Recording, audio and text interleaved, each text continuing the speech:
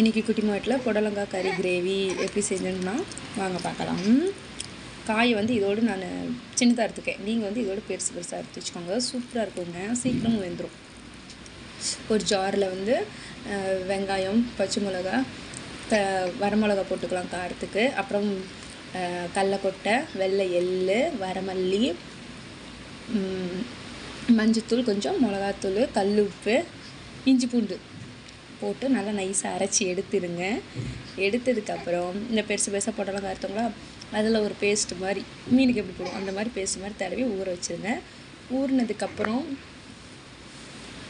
ஒரு டவாவில் எண்ணெய் ஊற்றி கடுகு, சீரகம், கருவேப்பிலை போட்டு பொரிஞ்சதுக்கப்புறம் இதை அப்படியே மசாலா தடவினதை போட்டு வச்சுருங்க. நல்லா வேகும். வேகக்குள்ளே கொஞ்சம் தண்ணி வேணும்னா கலந்து வேக வச்சு எடுத்து இறக்கணும்னா சூப்பருங்க. புடலங்காய் கறி கிரேவி சூப்பராக இருக்கும். எல்லோரும் செஞ்சு பார்த்து சாப்பிட்டு பாருங்கள். சூப்பராக இருக்கும். நானும் சூப்பராக செஞ்சேன். சூப்பராக இருக்குன்னு உங்களுக்கு நானும் சொல்கிறேங்க. செஞ்சு பார்த்து சாப்பிடுங்க. ஓகே. எங்கள் குட்டிமாலை பாருங்க போட்டு பண்ணி அவள் தட்டில் சாப்பாடு இருக்குதோ இல்லையோ வெளியே இருக்குதுங்க.